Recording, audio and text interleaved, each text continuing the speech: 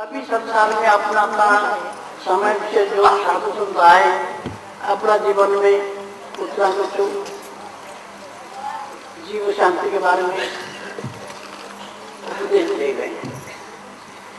जिस किस्म की कबीर साहब ने जो बात कहते हैं वो बात हमने अपने जीवन में विचार करके देखा और ये बात हमने कहा भी सबकी दक्षता भी नहीं है और आज भी संसार की इस बात को अभी तक समझा नहीं है। सृष्टि के अंदर में कबीर साहब एक ऐसा पुरुष है, उनका देख के ऊपर और कोई ऐसा पुरुष हुआ ना होगा ना हो सकता। संसार में समझ में आता कबीर जैसा हुआ ना कोई मनुष्य लाख करोड़ हुए, लाख करोड़ मनुष्य हो गए, मगर कबीर जैसा ये हुआ नहीं। अभी इसी बात का संबंध में तो इशारा करके और हम आज विचार करके देखते हैं कब अपना जीवन में कबीर एक साचा पुरुष है। बाकी जितनी संसार में आज तक हुए साचा साबुत नहीं होते, उतना कुछ उनके अंदर में कमी मिलती है। कैसे उनका बोल से कबीर साहब की बात को लेकर के जब हम बोलते उनका बोल से कभी मालूम होता है। इसलिए कबीर एक साहब ऐसा अपना जीवन में देखा, साथ कहने वाला, साथ जानने वाला, साथ दर्शा करके विश्व सृष्टि को तारने वाला कबीर की ज्ञान एक इशारा है। बाकी सब धोखा ही धोखा है। पिछले इतिहास में जितने भक्ति में सब हुए सब धोखे में भाई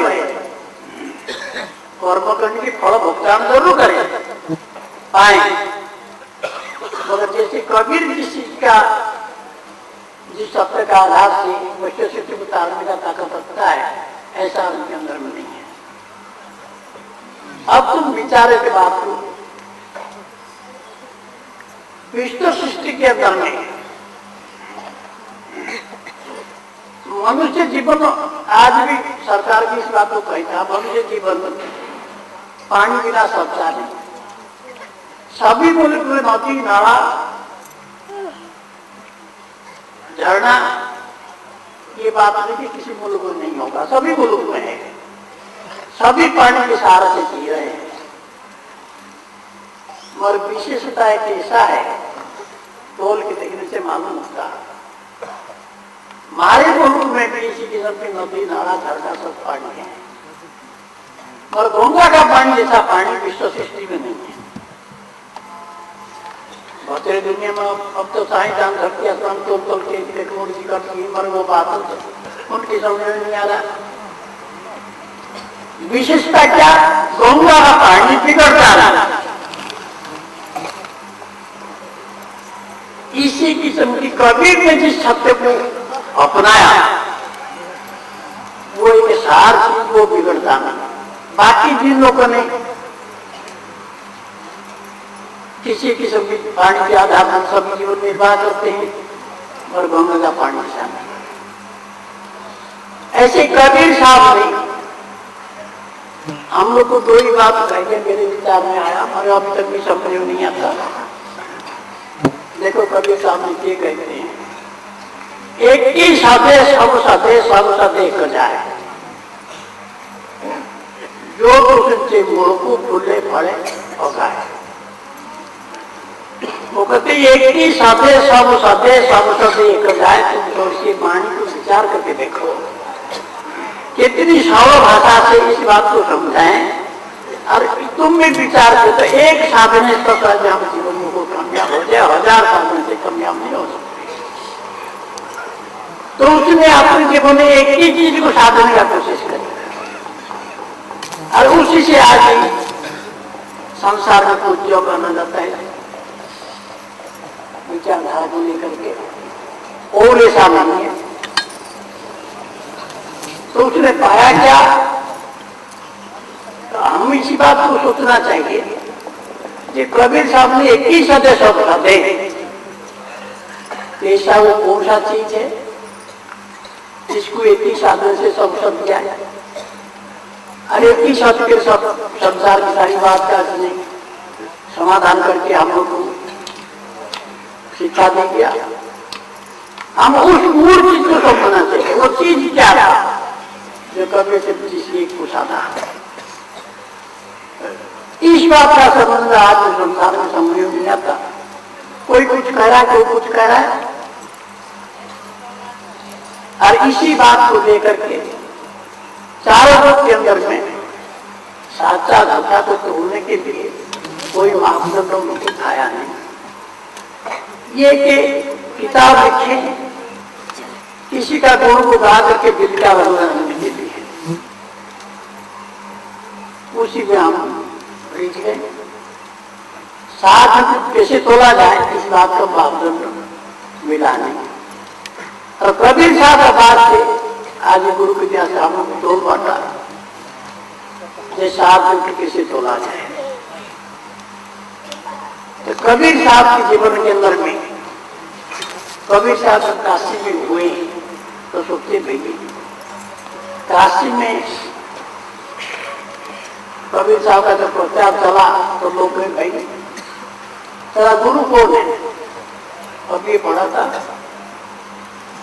प्रमाण की बात है। जब तो कोई गुरु काम नहीं हो तब तक कोई मानवीय बात नहीं है। तब वो कबीर साहब का दिल में सोचे भाई ये तो बात बढ़ गया, इसको कैसे समाधान किया जाए। तो उस समय रामानंद के प्रभावशाली आदमी है, वो सोचते थे रामानंद तेरे सिर पर हाथ धर दे कि रामानंद तुमको अपना ले तो वो काशी में तेरा सबसे का प्रचार चल सकता है। तो कबीर साहब ने जाके कहें रामानंद गुरु दिखा दीजिए, गुरु पूजा के शौक से लीजिए। तो उस समय रामानंद भाई तू शूद्र है कि ब्राह्मण है? तो कबीर साहब शूद्र थे, बोले शूद्र को चला नहीं बनाता हूँ। तो कबीर साहब सोचे भाई तो हमारा गड़बड़ हो गया। तो फिर कबीर साहब ने के अपने जीवन में चक्कर चलाए, क्यों समुदाय थे तो सोचे कि चिट्ठी से रामानंद को विचार करना चाहिए, मापना चाहिए कितना की मामला है। तो रामानंद जिस रास्ते में आनंद जाया करे उसी रास्ते में कबीर साहब जाके पहुंचे। मतलब किसी की सम्मिलित उनका सिर खड़म लगी रामानंद की, तो रोए। रामानंद से थोड़ा हाथ में धर के बोले भाई रो मत, राम नाम शब्द को पढ़ लेगा तो राम राम कहो। कबीर साहब ने सब जाके लगा करके माला लेके बैठ गए। काशी नगर में और मच गई, सब मचना खाई। जाके रामानंद किसी ने कहा बोले महाराज आप कबीर को चेला बनाए? बोले ना मैं तो चेला नहीं बनाई, झूठ बोलता बोला उसको। कबीर बोला नहीं। तो रामानंद जवाब कहते हैं अरे छोटा सा बच्चा तो मेरा बदनाम क्यों करता है, मैं तो रुपये चला बनाई। तो उस समय रामानंद बोले, कबीर साहब बोले महाराज रात का बात भूल गए। तो रामानंद का हाँ भाई रात के बच्चा था, इस खड़म पर ठोकर लगा था, वो रोआ था, हम उसको सिर पर राम राम पहन का देख पा रहा।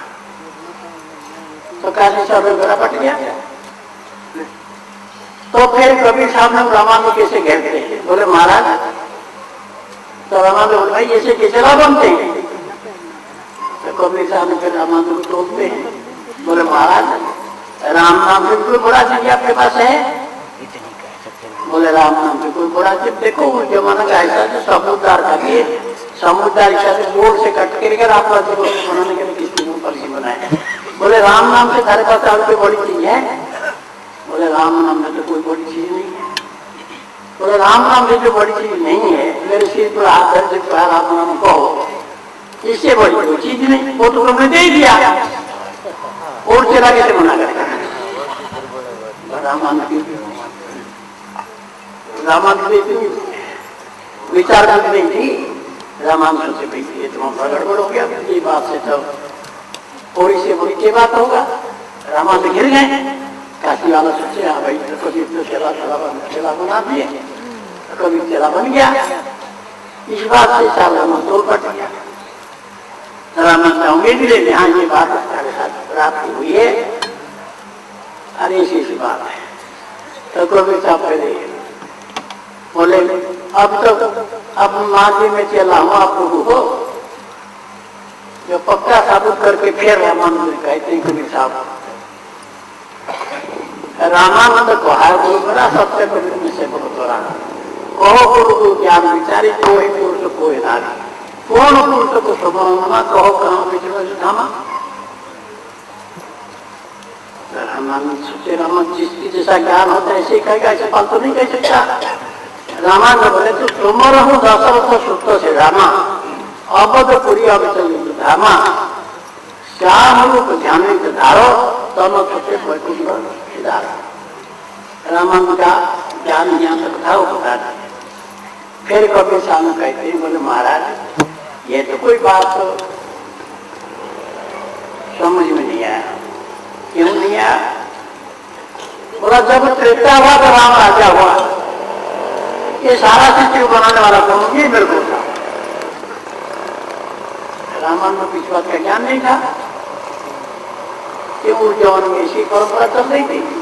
रामायण में बोले भाई तू तो चूल्हा सोचता था, बात इतनी बड़ी बड़ी करता है तो भाई तेरे भी कम नहीं है, तो इसको चूल्हा सोच करके उसकी बात पूरा नहीं करता। फिर रामायण कहते हैं मैं जानू तुम चूल्हा वही बड़ा बड़दोष मूल दिखा वही देव कबीर जी होता है। थोड़ा मूल बात का तो ज्ञान नहीं, मूल बात तो मेरे को बता मेरा जीवन का सफलता सफल हो जाए। तो इस किस्म की बात से कौन पाता है? चारों युग में इस किस्म की बात चल ही नहीं। साक्षात झूठा को कैसे समझा जाए? झूठ बात करते कि साची बात नहीं करते कि इसी किस्म का जितने पहले ऋषि मुनि हुए ब्रह्मा हुआ विष्णु हुआ ये इन बात का संबंध में कोई तोड़ नहीं पाता।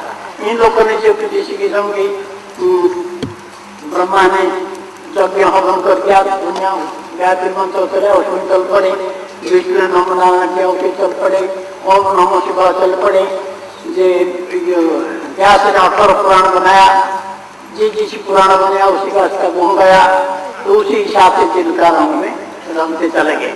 ये बात तोड़ नहीं पाता भाई शास्त्र क्या झूठ क्या कैसे तोड़ा जाए। आज जब विचार करके देखें तो कबीर साहब ने आके दर्शा है, तो उनकी बातों से फिर देखा जाता है कैसे फिर देखा जाता है इस किस्म की। कबीर साहब ने गोरखनाथ भी संवाद हुई, गोरखनाथ फिर आखिर में कबीर साहब की बात मानने पड़ा। गोरखनाथ खुद कहे 9 नाथ 84 सिद्ध को अनहत ज्ञान अभी चल कबीर का ये जान झोली डम्बा कुकुरी चेली तो पिसाब दया भाई कबीर की चढ़ाई गोरखनाथ। क्यों कई बार इस किस्म में मामला देखने तोड़ पड़ता। गोरखनाथ जब संवाद करते थे रामानंद का चिड़ोपंछी डाल देते थे। जब कबीर की गोरखनाथ की बात हुई गोरखनाथ का झोड़ी डंडा छीनने नहीं, इसलिए कुछ मानने पड़ा कि भाई गोरख की दया हुआ तो हमने झोड़ी टूटी हमारी भाई क्या ये बीमारी खुश हो जाता ये खुश आना, तो इस बात को मानने पड़ा। तो ये सब बात को देखने से मालूम होता आज भी संसार में हम विकास करने में बचे पड़े हैं। ये कि बात ऐसी है कबीर साहब ने एक वाणी के अंदर में कहते हैं, वाणी को समझना चाहिए। यहाँ से सब कोई जात है भार होता है कई दफा नहीं कहे वहां से कोई न आए जात से कुछ आए। तो यहाँ से जितने पहले से 4 युग के जितने आए ये सब ये संसार में आके कौन नहीं करे। संसार में आके जिसकी जैसा कौन नहीं करे, उसी किसी को ज्ञान हुआ, कोई किसी को आत्मा का ज्ञान हुआ बोला आत्मा सब कुछ, किसी को ईश्वर का ज्ञान है बोला ईश्वर सब कुछ। किसी को परमात्मा ज्ञान हुआ परमात्मा सब कुछ, किसी को खुदा का ज्ञान हुआ बोला खुदाई सब कुछ, कोई अल्लाह का ज्ञान हो अल्लाह सब कुछ। मतलब इस किस्म की बातों से जाहिर होता, उनका लेख से जाहिर होता।